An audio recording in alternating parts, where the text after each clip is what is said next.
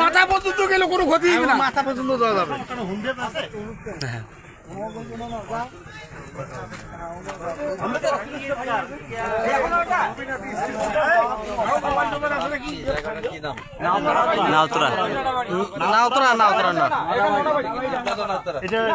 এইদিকে ডিমলে ওইদিকে নাউতরা, মাঝখানে নদী, মাঝখানে নদী।